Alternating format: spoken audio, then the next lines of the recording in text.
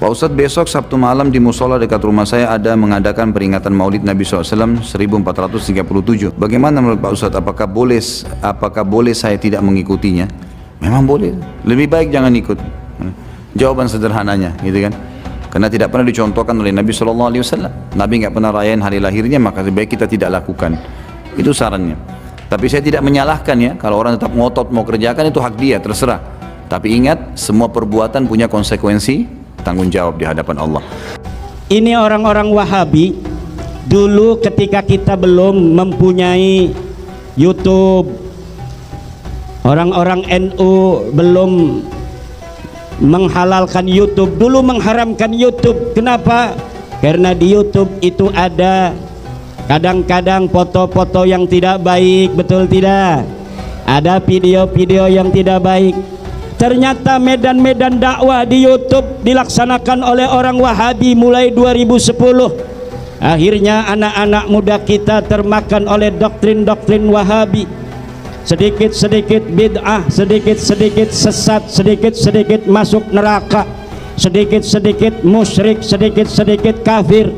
Tapi alhamdulillah 2015 pengurus besar Nahdlatul Ulama, ketuanya Kiai Haji Said Agil Siraj, kemudian menghimbau kepada seluruh para santri-santri yang alim untuk melawan dakwah Wahabi di internet, untuk melawan dakwah Wahabi di YouTube.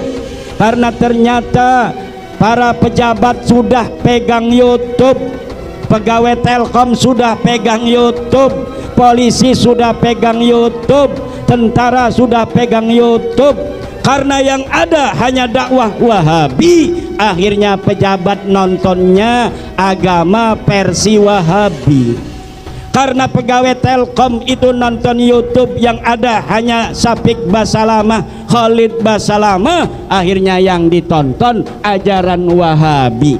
Akhirnya apa saudara? Yang terjadi yang mengerjakan maulid, sementara maulid ini adalah bid'ah, maka dia masuk neraka.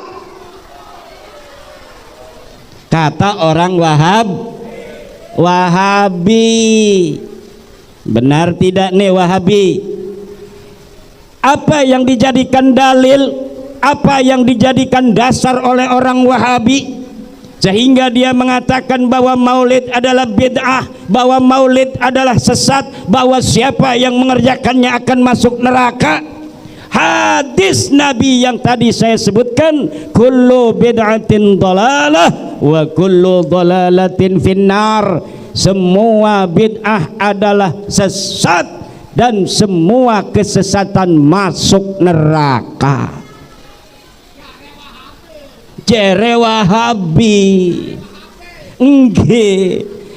Kita orang ahli sunnah wal jamaah bagaimana memahami kullu bid'atin dhalalah? Tidak sepicik orang Wahabi saudara.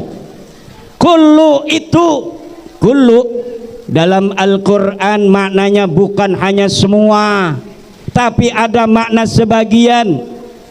Allah berfirman, wa tudammiru kulla syai'in biidni rabbiha fa asbahu la yura illa masakinuhum. Wa tudammiru kulla syai'in, angin-angin itu menghancurkan segala sesuatu.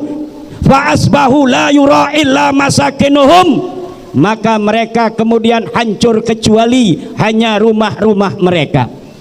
Dikatakan kulla syai'in, semuanya hancur. Ternyata ada mustasnayat, ternyata ada exception di sana. Illa masakinuhum, kecuali rumah-rumahnya tidak hancur. Berarti kulla syai'in itu kullanya bukan bermakna semua, tapi bermakna sebagian. Satu dalil Wahabi bahwa kullu itu hanya bermakna semua salah dan ditolak oleh Al-Quran sendiri. Yang kedua, lafadz kullu apabila diidofatkan seperti kullu bid'atin, itu biasanya membuang sifat.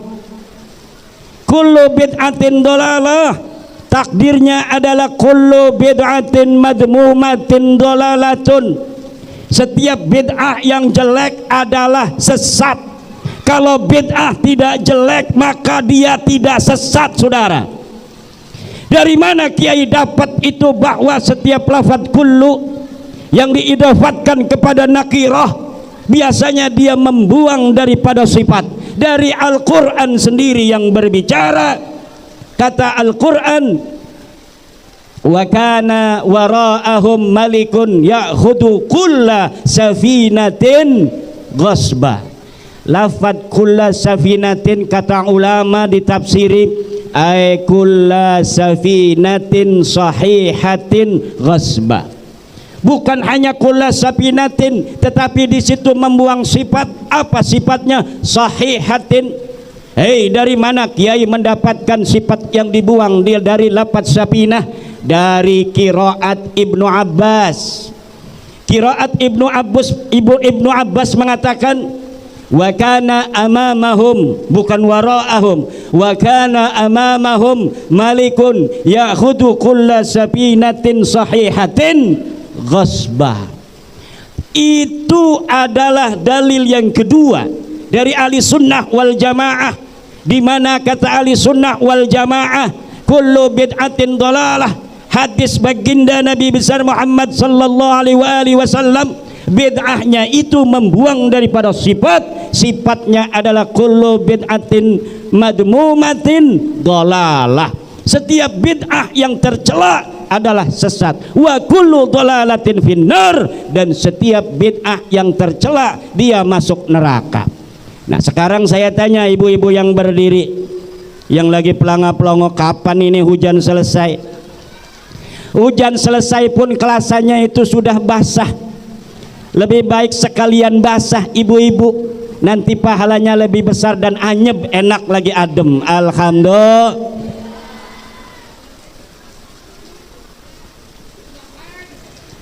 Ini orang-orang Wahabi dulu ketika kita belum mempunyai YouTube, orang-orang NU belum menghalalkan YouTube, dulu mengharamkan YouTube. Kenapa? Karena di YouTube itu ada kadang-kadang foto-foto yang tidak baik, betul tidak? Ada video-video yang tidak baik. Ternyata medan-medan dakwah di YouTube dilaksanakan oleh orang Wahabi mulai 2010. Akhirnya anak-anak muda kita termakan oleh doktrin-doktrin Wahabi. Sedikit-sedikit bid'ah, sedikit-sedikit sesat, sedikit-sedikit masuk neraka, sedikit-sedikit musyrik, sedikit-sedikit kafir. Tapi alhamdulillah 2015 pengurus besar Nahdlatul Ulama, ketuanya Kiai Haji Said Agil Siraj, kemudian menghimbau kepada seluruh para santri-santri yang alim untuk melawan dakwah Wahabi di internet, untuk melawan dakwah Wahabi di YouTube. Karena ternyata para pejabat sudah pegang YouTube, pegawai Telkom sudah pegang YouTube, polisi sudah pegang YouTube, tentara sudah pegang YouTube. Karena yang ada hanya dakwah Wahabi, akhirnya pejabat nontonnya agama versi Wahabi. Karena pegawai Telkom itu nonton YouTube yang ada hanya Syafiq Basalamah, Khalid Basalamah, akhirnya yang ditonton ajaran Wahabi. Akhirnya apa saudara yang terjadi hari ini? Banyak pejabat-pejabat kita yang tidak bisa membedakan mana ajaran ahli sunnah wal jamaah, mana ajaran Wahabi salafi. Akhirnya karena sudah terlanjur, ditarik kembalinya susah, ditarik kembalinya susah. Alhamdulillah Bapak Kapolri, Bapak Sigit kemudian menginstruksikan kepada para polisi untuk mengaji kitab kuning. Kepala polisi menghimbau, menganjurkan kepada seluruh para polisi dari semua jajaran, mulai dari Mabes Polri, Polda, Polres, Polsek, semuanya ngajinya jangan ngaji Wahabi Salafi, tapi ngajinya kitabku.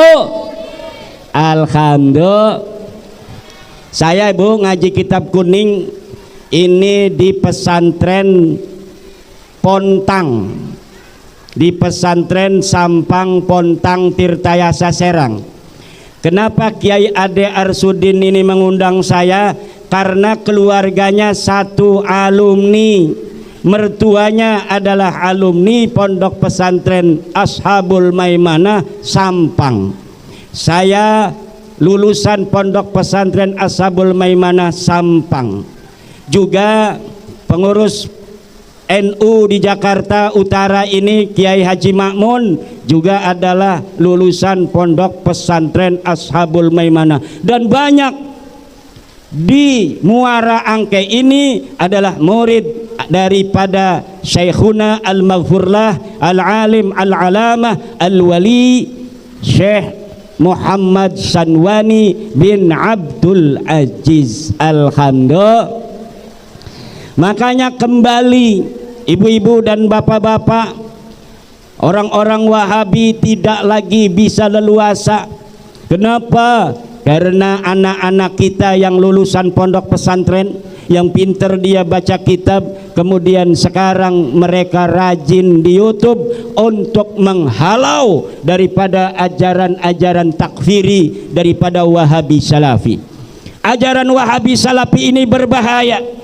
Kenapa? Karena ketika ajaran Wahabi Salafi mengatakan itu adalah bid'ah, amalan-amalan orang NU di mana dia bermaulid adalah bid'ah, tahlil adalah bid'ah, ziarah kubur adalah musyrik. Musyrik itu kemudian naik ke level kafir, akhirnya mereka takfiri, boleh membunuh orang kafir. Makanya napi-napi teroris yang ada di Indonesia ketika mereka tertangkap, ternyata 99% mereka menggunakan ajaran tauhid Wahabi Salafi. Na'udzubillah.